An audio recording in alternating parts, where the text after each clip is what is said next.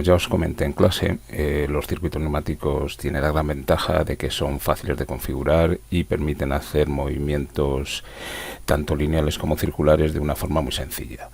Quizá los circuitos neumáticos con respecto a otras tecnologías, como puede ser la eléctrica o la hidráulica, es que pecan de no ser demasiado precisos.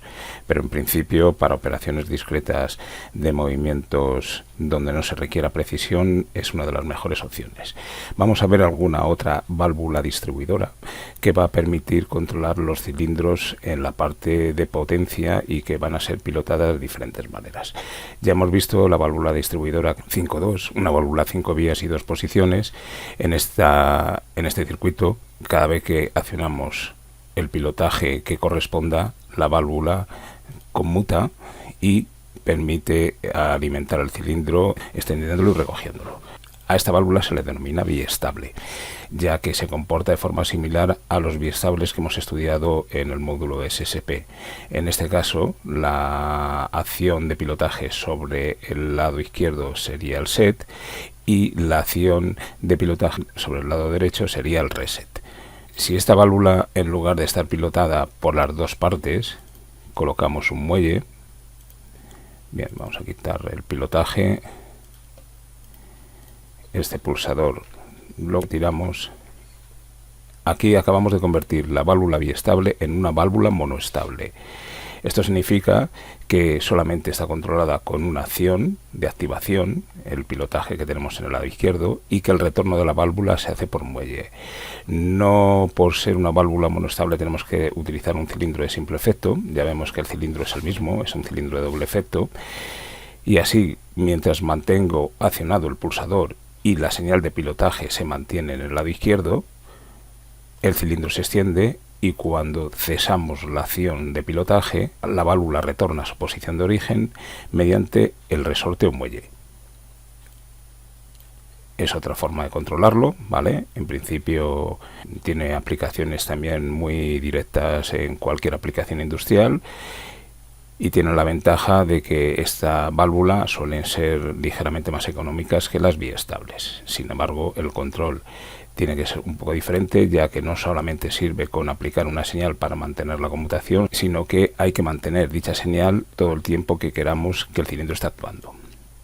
Bueno, pues tanto en un circuito como en el otro, en el que hemos visto antes con la válvula biestable como con la válvula monoestable, vemos que el cilindro solamente puede hacer dos movimientos, o extenderse o recogerse, pero no lo podemos parar en posiciones intermedias.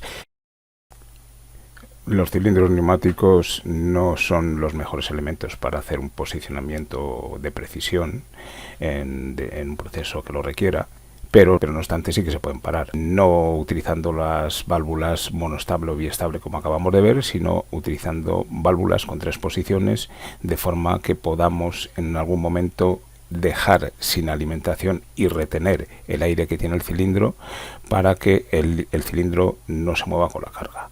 Vamos a ver cómo se hace esto. Voy a utilizar un cilindro de doble efecto, le voy a poner unos estranguladores a cada una de las tomas para que vaya un poquito más lento en ambos movimientos y así se ve cómo se posiciona el cilindro. Ahora lo que voy a hacer aquí es utilizar un distribuidor, pero un distribuidor de tres posiciones.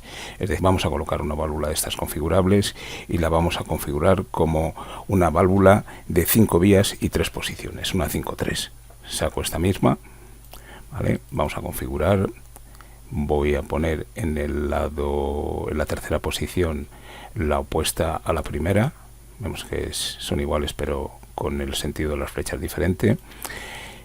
Y aquí en la toma central, esta que tiene todas las vías obturadas. Ahora vamos a decir que por aquí, por este lado, se pilote y por el lado izquierdo también. Y en ambos casos vamos a poner retorno por muelle. ¿Vale? Esta va a ser nuestra válvula de 5 vías, 3 posiciones. Conecto el cilindro a los dos reguladores y a las tomas 4-2 de salida de la válvula distribuidora de 3 posiciones. Y aquí lo que vamos a hacer es coger dos pulsadores para controlar los movimientos de extensión y de recogida. Lo conecto al pilotaje del lado izquierdo y este lo conecto al pilotaje del lado derecho. Vamos a sacar la alimentación. Perdón, ya tenía aquí una alimentación. Alimentamos la parte de potencia del distribuidor y desde esta misma toma vamos a alimentar la parte de pilotaje. Bueno, pues yo creo que está todo configurado. Vamos a poner los reguladores un poquito más cerrados para que se vea bien el movimiento del cilindro. Damos a la simulación, a ver qué ocurre aquí. Perdón, no hemos puesto los escapes. Vamos a poner los escapes en las tomas 5 y 3.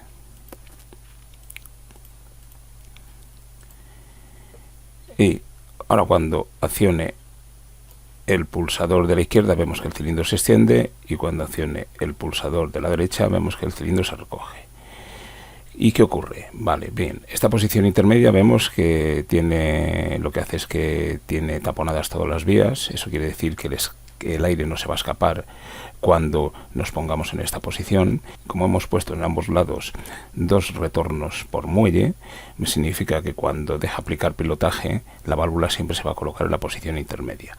En este caso, si yo le doy aquí, vemos que en el momento que dejo de accionar el pulsador, la válvula detiene el cilindro y además mantiene todo el aire. Por lo tanto, este cilindro, si tuviese una carga, no cedería debido a la carga.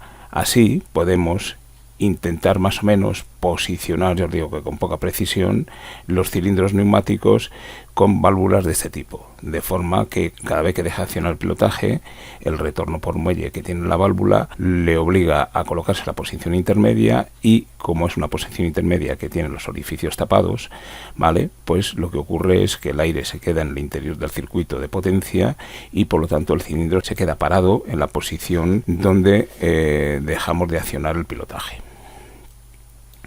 Bueno, vemos cómo funciona, ¿vale? Si mantenemos el pulsador accionado por completo, pues el cilindro se extiende y se recoge también por completo, pero si dejamos de pulsar